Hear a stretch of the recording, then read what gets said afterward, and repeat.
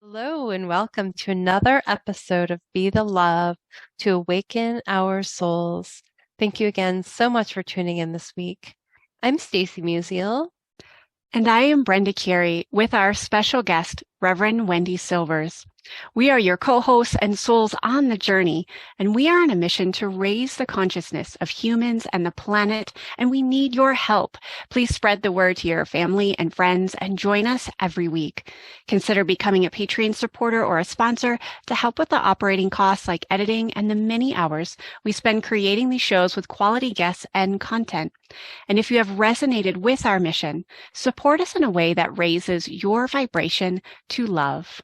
And if it feels safe for you, I'd like to begin by inviting you to take a moment to get centered with us. I'd like to begin by inviting you to take a beautiful cleansing breath in through your nose and out through your mouth, releasing anything that is keeping you from being present.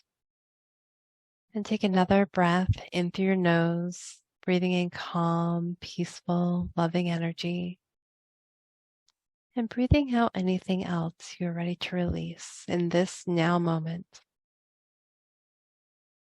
And take one more breath in through your nose, breathing in light and love for yourself. And imagine breathing that light and love and send it back to all of humanity. Remembering that you always, always have your breath to come back to. Our guest today is Reverend Wendy Silvers. Wendy helps moms embody their power, raise healthy, empowered kids, and lead with love. She is a mom, minister, spiritual teacher, and sacred activist. Nicknamed Mama Wendy to her clients, she is known for her keen intuitive wisdom and honest, fierce dedication to moms, children, and families thriving. She is the founder of the Million Mamas movement, creator of the Awakened Mother TM series, host of the Awakened Mother podcast, and a co-author of the international best-selling book, Balance for Busy Moms. Her next book will be published in spring of 2023. Reverend Wendy produces and hosts events as well as speaks at cutting-edge venues such as Agape International Spiritual Center, Conscious Living Expo, Bhakti Fest, Health Freedom events, and spiritual centers. She has shared the stages with people like Michael Beckwith, Robert F. Kennedy, Del Bigtree, Marianne Williamson, and so many other luminaries. She received the American Riviera Women's Entrepreneur of the Year Award in 2014. Reverend Wendy has decades of experience as a spiritual counselor, trauma-informed parenting coach, child development, 36 years of experience in the 12-step recovery movement, and had a former career as an entertainment publicist. Mm-hmm. She is married and the proud mother of an amazing young woman. Thank you so much for being with us today, Wendy. Thank you. It's just a joy and honor to be with you both. Thank you for that opening. Oh, so beautiful. Yes. So you have come with such an extensive background and experiences. Can you tell us about this journey and what led you down this spiritual path? It's such a great question. It's such a pithy question. So from the time I was very little, I just had this sense that there was more to the world than I was in. I just was always aware of this presence. I couldn't name it. I did not grow up in a family that thought it was okay to explore this. And there were a lot of, oh, you have such a vivid imagination, or, don't be so affectionate. There are always limits, but there was this inner awareness and this inner prompting within me to explore and to connect with people. I've always been so fascinated with other people. And I led my first seance when I was 8, which I had no idea what I was doing with my neighbors on the street.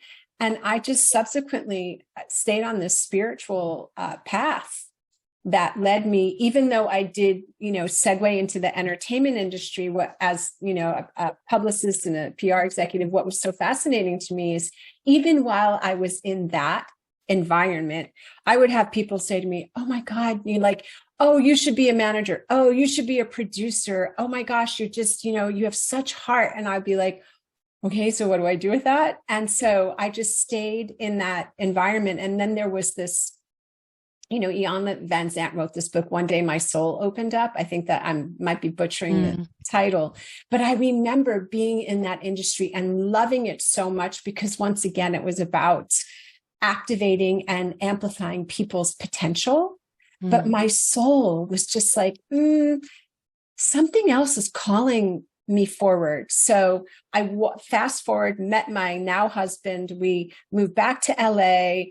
I walked through the doors of, and I'd already been on a spiritual path. I was a hypnotherapist and I was doing readings, psychic medium readings. And then I walked through the doors of Agape and it was like, oh, I'm home.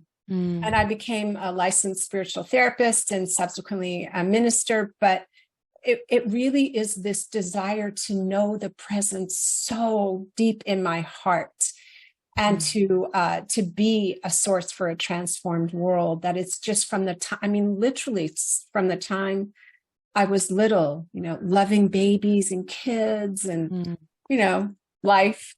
So that's what led me to be sitting with you here today.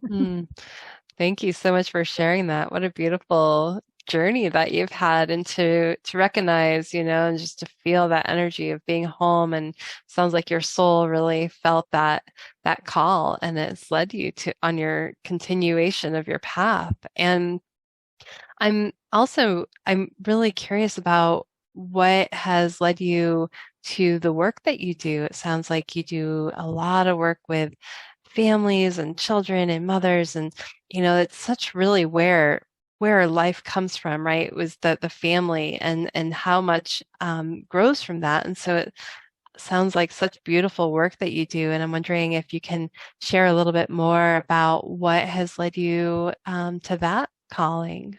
Absolutely. So to begin with, I had a mother. And at this time, we all enter this planet, this dimension through our moms. There's some notes in the back. I'm going to put a headset for once. Just one sec.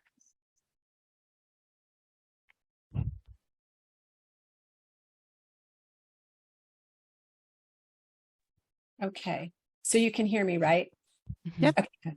All right. So from the time I was really little, again, I was always the one that was with the babies and with the little kids. I just had this very heart-centered connection with youth. And I also felt very invisible, very unseen, very unheard, very unimportant, and not really valued. Yet I would also be acknowledged for like the wisdom, like, oh my gosh, you have so much wisdom for a little person. And you have so much, they didn't use the words knowing, but you have a knowing about you. And so I had a very challenging relationship with my mom, which led me to have an enormous sense of disconnection from who I was.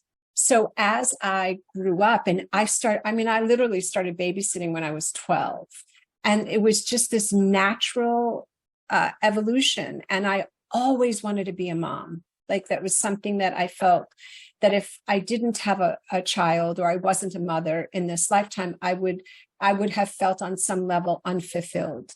And so I just had this love of children, and I started to do my own inner work, remothering, reparenting myself, healing generational trauma so that I could be more present and I could love myself, that journey of self-love and self-acceptance. I could wrap, love around myself, be the love. And so when I became a hypnotherapist, moms came to me and I was just like, okay, I'm still single at this point, but I love the whole mother path. And then when I became pregnant, I had women coming to me and just saying, what are you doing? You look so, you're so radiant. And then after I birthed our daughter at home, we did the family bed. I nursed her till she was 3.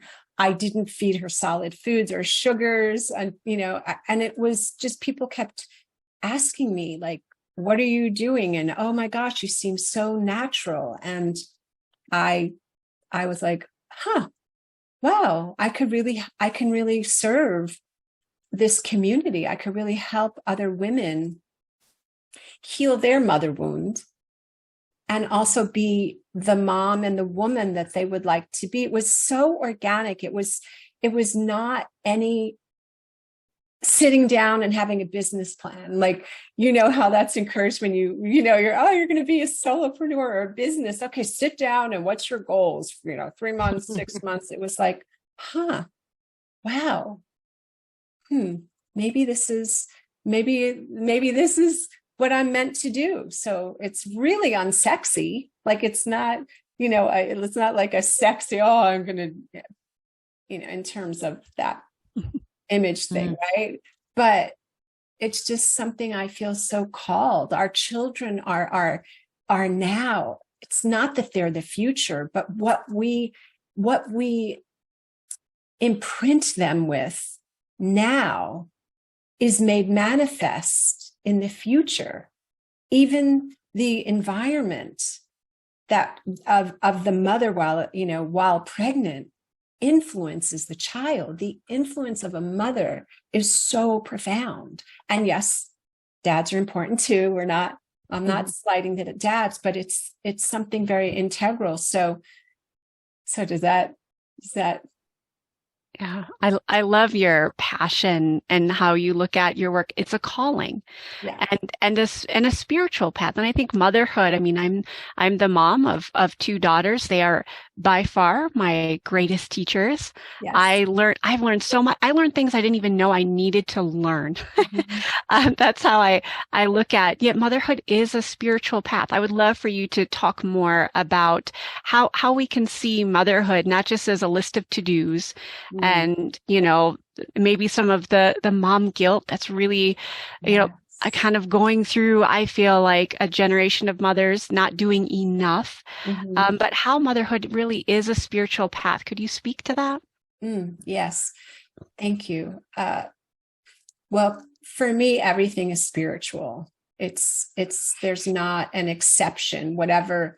You can call it mindfulness or spiritual practice when we're doing the dishes, when we're diapering. Like, I remember when my daughter was an infant and I was going through professional practitioner training, which is spiritual counseling, spiritual therapy. And meditation is such an important part of my life and my practice, and also doing Kundalini yoga. So my daughter was an infant and had needs, and I wanted to address them, but I also needed to fill my tank. So I would have her on my lap when I meditated, or when I was nursing her, I would turn within so I could also, include her in this frequency, this vibratory frequency. So for me, because everything is spiritual and I bring mindfulness and presence to what I'm doing, motherhood is the same. There are no real instruction manuals. Each child comes into the world with their own curriculum. And I do believe that nurture and nature work together. So a child comes in, we came in with a curriculum on our souls, and then we grew up in a home. So I believe a home that is filled with love and consciousness and the recognition that this being in front of you is divine, is intelligent, is conscious, that senses and feels the energy behind the words and the looks that you give them, and watches how you speak with other people, absorbs this. So it becomes an invitation, as you said.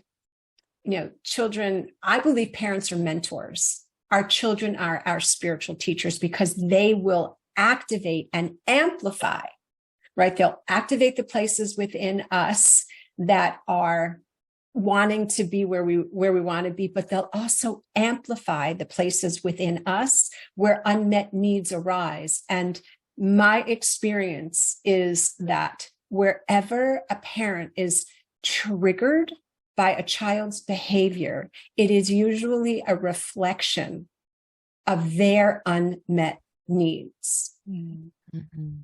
And it's interesting. I was just talking to a dad. It was probably about 3 weeks ago. And he mentioned to me, oh, you know, she's in those terrible twos. And I was like, is it okay if I share something with you? Because I like to get permission. I think it's really important. Unsolicited advice always comes across as criticism. So he said, yes. And I said, here's the thing. I like to call them the terrific twos and the transforming threes. That whole judgment of the terrible twos and the threes, it's about them feeling important and giving them some autonomy. So I would encourage you to find ways in which you can have this little person feel important.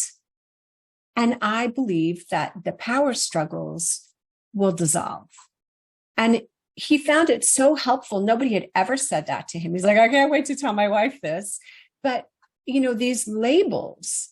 So it is a spiritual practice. It is taking the cotton in your ears, putting it in your mouth and listening, right? What is this child here to teach me?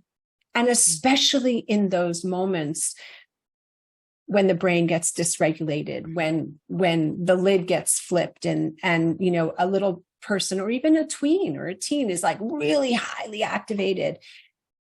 It's really an invitation and it's a practice to stay rooted. Okay, I'm here. We're going to get through this together. I can see, I can hear. This is really hard for you. I get it. Rather than stop crying or I'll give you something to cry about. You're fine. Just get up and go. Just like, come on, get up, keep going, you know, or that's not important. Why are you crying over that? It's a very different orientation. Mm-hmm.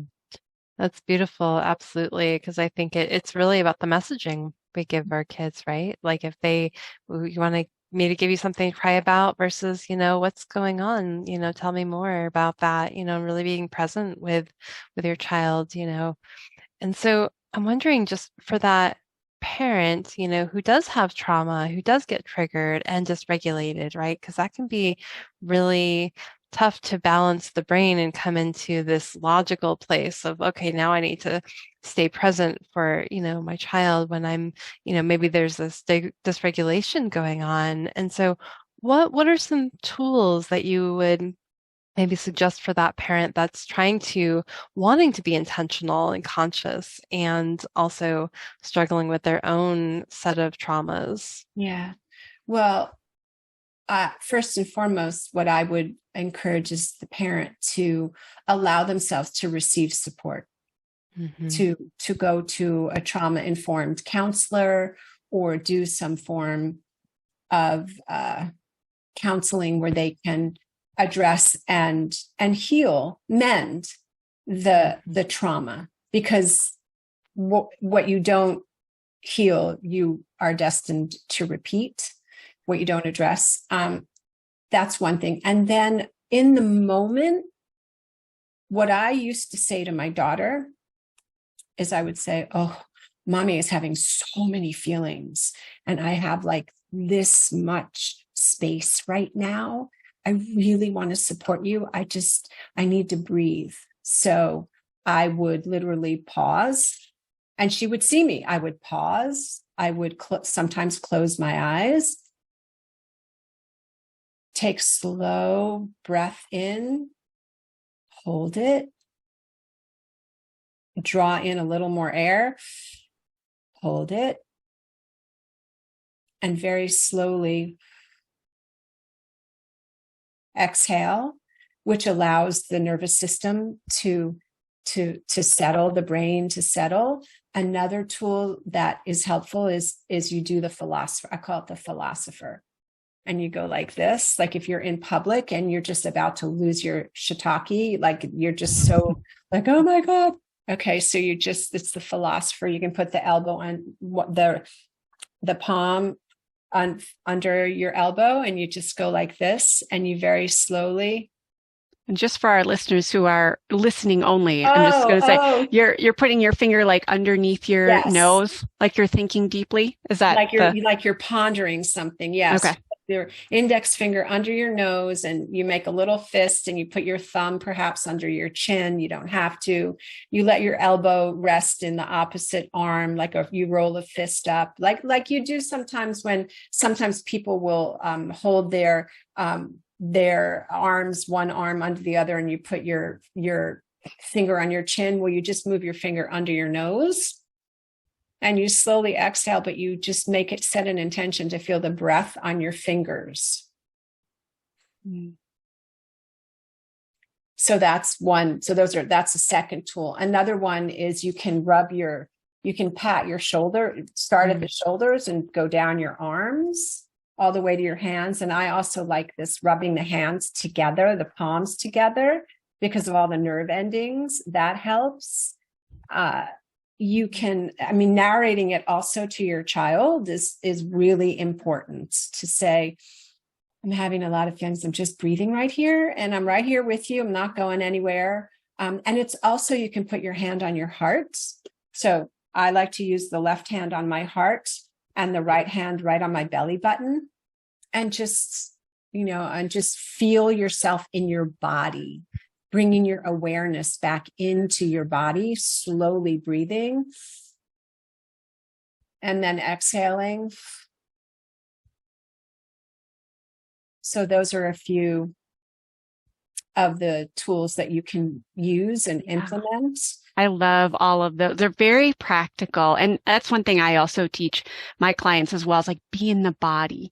Love how you said embody and like feel the calmness, feel the breath. Yes. Recognize, because I do think, and I've experienced this as a mom, I'm like trying to think in my head of all the things that I have to do or say, and so it becomes this very heady experience. And I'm like a walking head. I don't even know I have a body anymore. And so I think it's so good to remember, oh yes, breathe, touch, a sense of touch is so important, and also to recognize and participate with the child in that process. Because I know for me, like, I am a role model. And so when my daughters see me do something, they take note of that. They are always watching and observing, even when I'm not aware of it. So I think it's really important that we have these self-care tools as mothers, as parents, and because our children are watching. And it minimizes that internalization process then, so they're not going to internalize that, that maybe what you're going through is their fault or something, that you're taking responsibility for that. Yes. It's interesting you say that. So when I was pregnant with my daughter, and I was working at this company, at the studio, and I was in an office that had no windows, and I was there for many hours, and I would I talked with her every day. I didn't know that she was a she, but I talked with her. We had a special name for her, and I would say to her, for instance, it's Friday and it's 11:30 and we're in Los Angeles, and you may feel that there's a lot of energy that I'm feeling that's moving through my body. I'm having a moment of stress. And so I want you to know this has nothing to do with you. These are my feelings, not yours. So I'm not sure what I'm going to do in this moment, but I want you to know they're not yours. And throughout her childhood, she's 22 now, but throughout her childhood, I was very, very mindful in stating, these are my feelings. Like if I did have a lot of anger, or because of course we're going to have feelings of anger, we're going to say something, we're going to, it's going to happen. And so I would literally go back to her and I would say, the way that I spoke with you, or the way that I spoke to you, the energy, it wasn't okay. Mommy was just having a moment. And, I just really want to let you know that I'm sorry if that was scary for you. And I'm really working on it. I will do my best not to do that again. And so then we had this little, it was this little game. So I would go from mommy to ogre mommy. So I would let her know, going from mommy to ogre mommy. I'm going to think it, so that she could have it was a game, but it was also me narrating to my own being, to my inner child, to my little girl that's going, I didn't get that when I was a kid. How come she's getting that? We didn't, so it was that ability to calm and do that with myself. So I love what you said. Yes. I'm also curious, like what do you think is missing in families today? I mean, we're talking a lot about things like practical tools that we can do and some positive things that we are seeing our children as teachers and a spiritual practice. But what do you think are some missing things that we can begin to shift? Connection. Parents being responsible for their own behaviors. So many times, parents that love their kids, I'm not talking about the parents that are neglectful. There's still a form of emotional abandonment because they were abandoned, because the parents didn't get what they need. And so there's this resistance to look at what's motivating their behavior. There's this sense of, that's okay. Right now I'm doing this. I really need to do this for the family. Like I need to be away from you all the time because then when blank, I'll be there for you. But the one thing that you can't redo is time.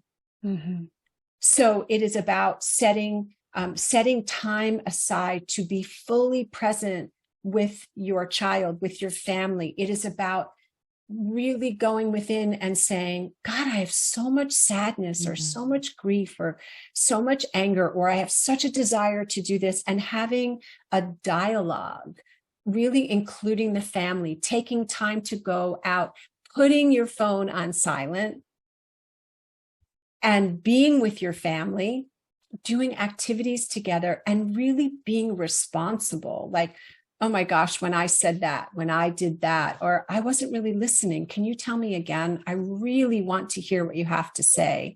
Like making it important to recognize the connection and having it be that that family is really, really important and not an afterthought. That's just initially. I mean, there's more. Yeah. Although that is so beautiful, because I think, connection is so important, right? And that does also take a level of presence and moving away from distraction, right? So our phones and the media and all these things. And so, and vulnerability and being able to be aware, and connecting. So coming back to that spiritual practice of, what that is like and being present. And so what can you say about, just how someone might move in from that state of, distraction and to this level or state of awareness with the spiritual practice? Is there something that they should be doing to get to that space?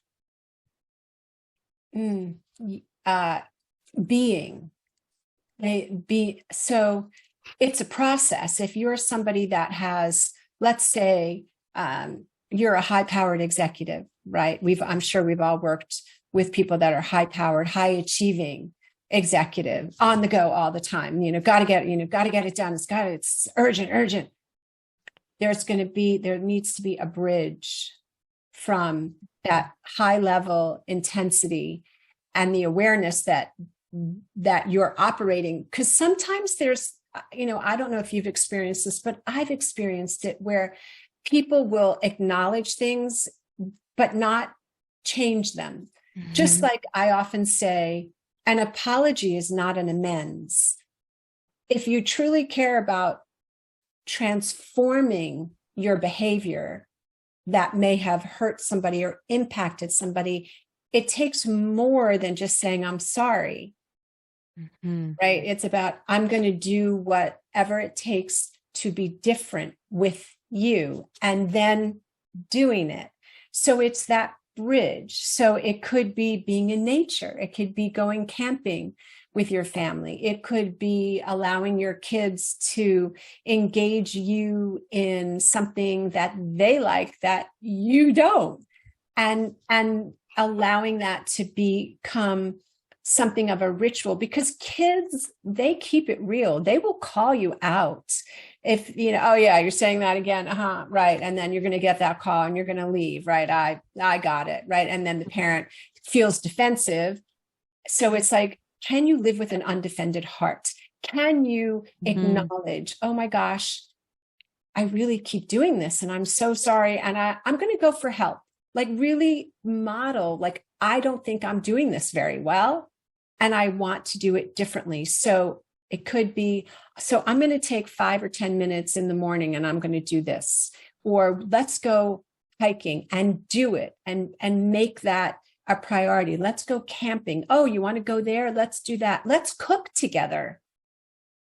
Right? Let's cook together. Cooking is such a great connecting. Play is such a wonderful opportunity also to connect with your kids. And it doesn't have to be out investments in the connection bank account so that you have escrow to draw upon. So because kids, I mean, I know that in this material world, gifts are great. I mean, who doesn't? I love gifts. Who doesn't like presents?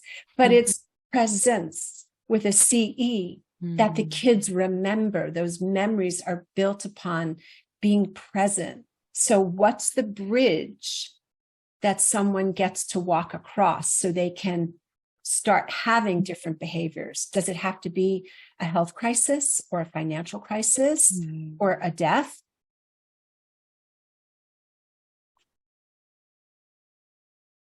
Yeah, I definitely, I hear a lot of such wisdom in that, like, unfortunately for many parents, it does take a major crisis for them to realize what's really important. And it's almost like they realize it, maybe not too late, but that's how they perceive it. And, I think prioritizing, the interests of our kids. I know I've personally had to do that, and to be present with myself first. And for me, that's a meditation practice. And I would love to share like what your daily spiritual practices look like. For me, it's if I can get present with myself for a few minutes in the morning before my kids get up and the chaos of getting ready for school starts, like that sets the tone so that, okay, I'm present with myself and I can be present with both my daughters and all the other people that I get to encounter throughout my day. So, what are some of your daily spiritual practices that help you create that presence state? So what I will do upon awakening is I will sit up.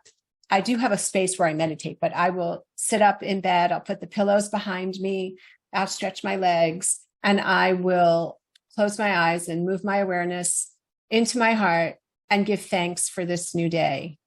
And then I will invite the God of my understanding in to lead, guide, and direct my thoughts, my words, and my actions. And sometimes it'll be 5 minutes, sometimes it'll be a little longer. I also have a pad near me that I will write. So I will write what I want to, if I woke up with something on my head, on my mind, which happens, right? So I'll just write it out. And then I will invite the God of my understanding into my life for the day. So, again, lead, guide, and direct my thoughts, my words, and my actions. How may I be of maximum service? And I just write. And then when I am up and about, and, when my daughter was in school and she was off to school, I will take time again to go to sit in the stillness. And then I also have a practice of going on a walk in my neighborhood. I happen to have a dog, that dog, G-O-D spelled, backwards, and the dog is like constantly wants walks. So I will have very conscious walks in the neighborhood. And then during the day, I will pause. And the beauty of the work that I get to do with people, with moms especially, is I get to pray in, pray out, be in the stillness with them. So I have an opportunity during the day to do that. But if I didn't have that, I would absolutely set my day. And I also close my day. I will close my day with Thanksgiving for the day and turn over my dream time. So, in infinite presence, what is it that my dream time, I mean, I have a particular process that I do, small, like not time consuming, but so that's what I do. And if I'm moving through something and I really want to make sure that I'm keeping my mind stayed on, positive, thoughts and not going down the fear rabbit hole, I will read something before I go to bed and when I wake up. Sometimes I do it all the time, but that's like that's a special like pin in that, so that I don't believe the thoughts that are coursing through my head. Thank you, Wendy, for sharing that. And I'm wondering if you would like to lead us through a prayer. I would love to. Thank you so much for the opportunity to be with you and your community. It's really an honor. It's an honor. So just taking a breath together, breathing in through your nose, slowly breathing out.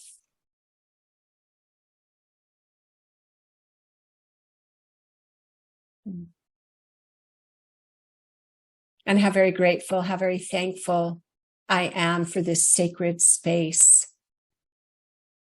How very grateful and thankful I am for this time together with Stacy and with Brenda. How grateful I am for this opportunity to step away from the outer world of condition and circumstance and event and personality, to allow everything that has come before this present moment to dissolve and disappear into its native no-thingness, tapping into the hem of the garment, this place in consciousness where I know absolutely and resolutely that all that there is good.